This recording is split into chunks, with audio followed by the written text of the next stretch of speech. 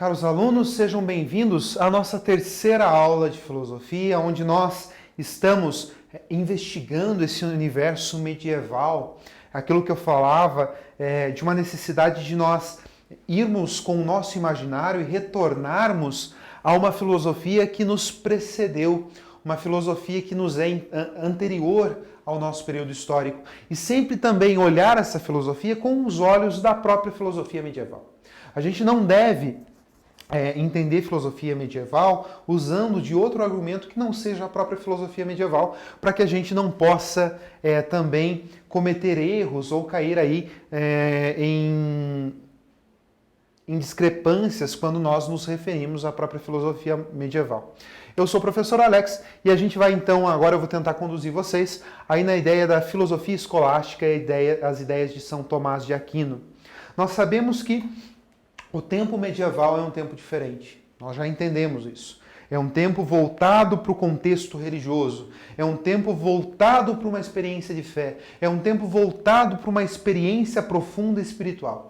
E é isso que vai importar na vida das pessoas. É um tempo onde o corpo ele se torna uma ferramenta útil ao espírito, à alma, e que é só isso e nada mais, é só uma ferramenta. A alma ela toma uma importância muito grande. Dois movimentos que vão surgir, que é a patrística e a escolástica, essa junção da razão e da fé. A necessidade de você colocar fé e razão no mesmo patamar, considerando que as verdades racionais e as verdades de fé, elas conduzem o ser humano, elas proporcionam que o ser humano chegue a uma verdade superior, que é denominada como Deus. Ou seja, nós temos aqui, então, nesse momento, a filosofia escolástica, que vai divergir um pouco das ideias da filosofia patrística tão defendida pelo filósofo Santo Agostinho. Repare que em relação à filosofia de Agostinho, é uma filosofia que veio a tardar a aparecer. Ela aparece com São Tomás de Aquino, muitos e muitos anos depois. Bem, se na patrística eu tinha influência de Platão, do mundo das ideias, quando o próprio Agostinho falava, olha só, os platonistas, os que seguiram a filosofia platônica, chegaram até as portas do céu, mas, dada a sua racionalidade, não entraram. Não conseguiram alcançar esse ser divino chamado Deus devido à sua racionalidade. A escolástica ela vai sofrer, ela vai ter a influência aristotélica. Aristóteles se tornou um livro perigoso nos dias da Idade Média, principalmente pelo fato de ser traduzido pelos árabes. Os árabes eles tinham um carinho muito grande pelo próprio Aristóteles. Se tornou um livro proibido e entendido como um livro pecaminoso, um livro que jamais deveria ser lido, estudado ou praticado, a ponto de vários livros do Aristóteles serem encharcados de veneno e guardados nas bibliotecas, justamente para que as pessoas que acessassem esses livros e que não tivessem nem tempo de denunciar os monges copistas. Isso vai aparecer naquele romance O Nome da Rosa. Nós temos aqui, então, se lá para o Platão, que influenciou a patrística, o mundo das ideias, o mundo sensível, nós temos aqui na escolástica, com São Tomás de Aquino, a influência dos sentidos. Aqui ele começa a entender que a experiência ela também é muito importante. Ele começa a perceber que talvez a fé não seja uma das ferramentas mais adequadas para entender alguns questionamentos. Não que não seja importante, mas ele começa a dar um novo sentido para a própria ideia de cultura, não a patrística, mas a cultura escolástica. A escolástica também é uma forma como as universidades pensavam, as universidades eram pensadas e a forma como elas eram, como elas davam as suas aulas. Ou seja, tinha toda uma grade curricular voltada para a religiosidade, voltada para a doutrina cristã. A escolástica, ela não é contra a doutrina cristã, mas ela quer contra a cultura grega, mas ela quer trazer alguns aspectos da cultura grega. E também é esse novo método de ensino, sempre contextualizando a própria teologia. Tomás de Aquino nem sempre foi muito bem entendido. O fato dele ter usado o próprio Aristóteles para defender a fé não fez com que ele fosse bem visto pela Igreja Católica.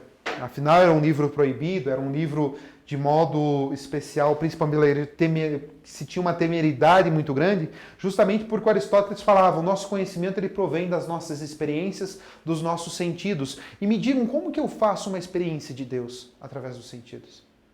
Não seria essa uma experiência de fé? Era o que a patrística afirmava.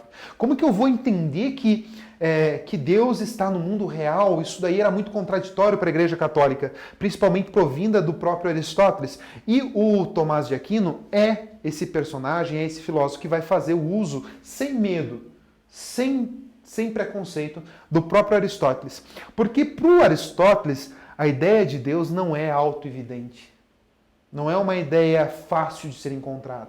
O encontro com o divino não é tão simples assim como dizia o próprio Agostinho. Creia, depois questione. Creia, depois pense. Ele dizia, pelo fato de não ser uma ideia auto-evidente, eu preciso do uso da razão.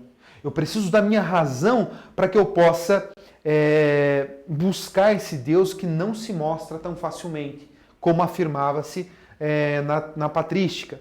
Filosofia e teologia não são disciplinas separadas, uma não precisa estar a serviço da outra, mas elas precisam andar juntas. Reparem as realidades diferentes, tanto do tempo patrístico quanto do tempo escolástico. E ele vai dizer o seguinte, existem verdades que são acessíveis apenas pela razão e outras pela fé. É necessário a gente entender e colocar um ponto final, é o que Tomás de Aquino mostra, que algumas verdades só são acessíveis pela razão e outras pela fé. Então nós temos aqui um Tomás de Aquino que vai buscar na filosofia do Aristóteles uma prova racional da existência de Deus. Ele vai dizer, você não precisa ir no mundo irreal, ir no mundo fora do nosso, para entender que Deus existe. Você pode trabalhar com a ideia de Deus nesse nosso mundo material, nesse mundo real, e essa ideia ela vai aparecer. Na verdade, o Tomás de Aquino ele começa a debater com os hereges, aquelas pessoas que eram contraditórias à doutrina cristã. E ele acaba percebendo, como que eu vou debater com uma pessoa que não tem fé? Como que eu vou trabalhar com um argumento de fé com uma pessoa que não tem qualquer sentimento por aquilo que a fé expressa? Eu vou ter que usar a razão. Porque racionalizar, ter razão é uma coisa que todo mundo faz. Então, para combater, para debater com esses hereges, ele vai fazer o uso da razão, da filosofia do Aristóteles. E vai tentar encontrar uma prova no mundo material e não no mundo fora da nossa realidade. E vai entender que a fé precisa ser racionalizada. A fé precisa ser racional, a fé não pode ser mera aceitação, a fé precisa trazer dentro de si um sentido racional muito grande. Para isso é o uso da razão. A gente começa a perceber que no tempo da patrística a fé ela tem uma supremacia muito grande. Com a escolástica a razão ela começa a aparecer mais, não é vista como algo ruim. Vocês podem me acompanhar na página 46 do livro de vocês, o material didático. As provas que o Tomás de Aquino usou para provar a existência de Deus. Mais uma vez lembrando, ele busca a existência de Deus no mundo real, influência de Aristóteles. E ele vai colocar então as 5 provas, os 5 argumentos, as 5 teses, elas são nomeadas das mais diversas formas. A primeira tese que ele coloca, observando o mundo real, é que tudo está em movimento. E algo precisa ocasionar esse movimento. Ou seja, eu preciso de uma força que faça a coisa acontecer. O livro tende a estar parado em cima da mesa, a não ser que um ser haja e retire ele do seu lugar. Quando um ser age e retira ele do seu lugar, eu preciso de alguém que exista para fazer esse movimento. Ou seja, as coisas tendem a estar paradas, a não ser que exista alguém que dê esse primeiro movimento. Ou seja, para as coisas existirem, para que as coisas aconteçam, para que a vida flua, eu preciso de alguém que faça isso. Isso é chamado Deus, esse primeiro motor. A causa eficiente é a segunda tese dele. Ele vai dizer, eu preciso de alguém que tenha criado todas as coisas, mas que nunca tenha sido criado.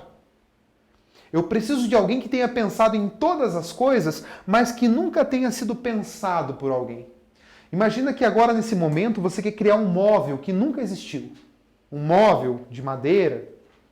E você começa a pensar nesse móvel e reúne a madeira, reúne as ferramentas e aos poucos, com seu esforço, com seu trabalho, você coloca esse móvel ali.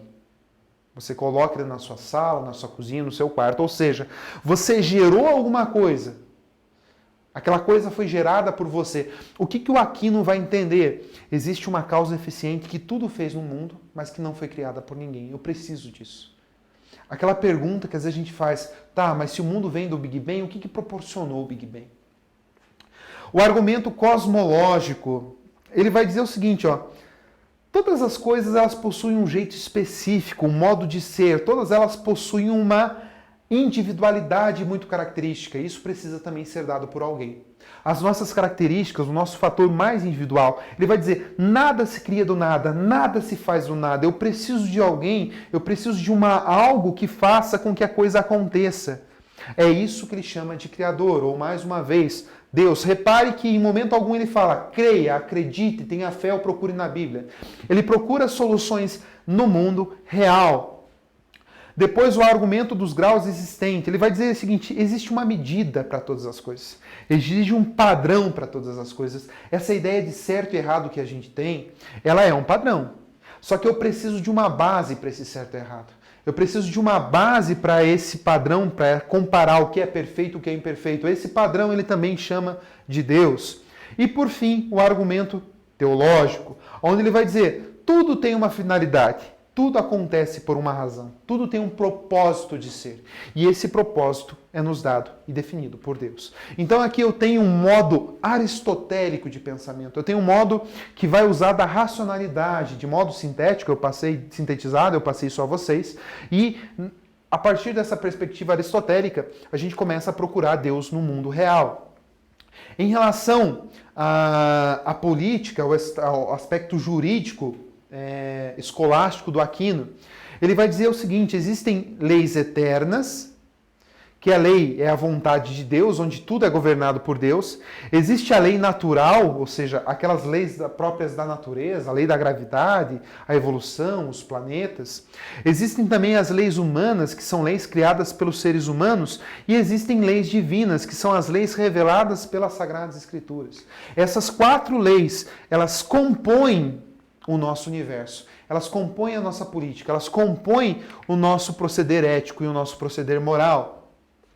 A gente pode também dar uma olhadinha lá na página 47, quando a gente fala também, continua falando do aspecto jurídico, ético e político do Aristóteles, do próprio Tomás de Aquino, quando ele diz o seguinte, ó, nós devemos buscar a beatitude.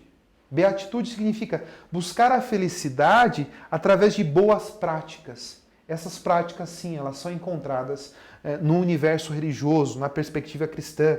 As virtudes vividas de modo racional, não vivê-las como mera aceitação, mas pensar, refleti-las e vivê-las, porque elas, sim, são importantes para nós. As virtudes intelectuais e morais levam o ser humano à prática ética. Ou seja, na medida em que eu me aprofundo nesse campo virtuoso, nessas provas racionalizadas da existência de Deus, eu me aproximo desse ser denominado Deus. Eu consigo conhecer essa verdade. Mas um fator que mais distingue justamente patrística e escolástica é justamente esse. Um priva a razão, outro priva a fé. Então nós temos aqui a atividade de casa. Eu gostaria que vocês exercitassem aí, praticassem a lista de exercícios de vocês, lá das atividades praticando da página 49, de modo especial a atividade 1 e a atividade 2. Eu agradeço por hoje. Até a próxima.